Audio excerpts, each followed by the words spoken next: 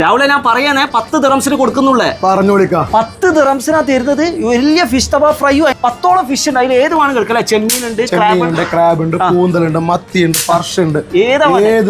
തവ fry ചെയ്തിട്ട് തരുന്നോടത്ത് ഏതെങ്കിലും പൊറോട്ടയാ ചപ്പാത്തിയാ ഏതാ വേണ്ട 2 പീസ് എടുക്കട്ടെ. നെയ്പ്പത്തിലൊക്കെ ഉണ്ട്. കൊടുക്കാൻ പറ്റുമോ രാവിലെ? കൊടുക്കല്ലേ നമ്മൾ അങ്ങോട്ട്. പെരുന്നാളല്ലേ വരണം, എല്ലാവരും എൻജോയ് ചെയ്യും. ഈ മാസം 31 വരെ അച്ഛന്വശ്യം. അതുപോലെ തന്നെ മീൻ ഗ്രേവി, നല്ല തേങ്ങരച്ച മീൻ ഗ്രേവി, ഇതൊക്കെ ഫ്രീ ആണ്. ഇതിന്റെ 10 ദിറംസിനാ തരുന്നത്. അടിപൊളി മസാല. ഇവിടെ തന്നെ ഉള്ളിയും കൂടി മിക്സ് ചെയ്യാം. ബിസ്മില്ലാ. നല്ല സ്പൈസി ആയിട്ടുള്ള മസാല. മീനിന്റെ ഒരു മാംസം വരെ ഇല്ലല്ലോ. അടിച്ച് പറപ്പിച്ചിട്ടുണ്ട്. ഇതുപോലെ ആയിരിക്കണം കഴിക്കേണ്ടത്. എങ്ങനെയുണ്ട്? സെറ്റ്. അടിപൊളി ഫുഡാണ്.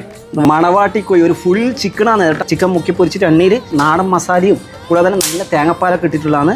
4 പൊറോട്ടയും അതുകൊണ്ട് ചിക്കൻ്റെ ഗ്രേവി. ഈ സലാഡ് 25 ദിറംസിലാണ് തരുന്നത് കേട്ടോ. ഒരു ഫാമിലിയൊക്കെ വന്നതിന് സുഖമായിട്ട് കഴിക്കാനുള്ള അത്രയുണ്ട്.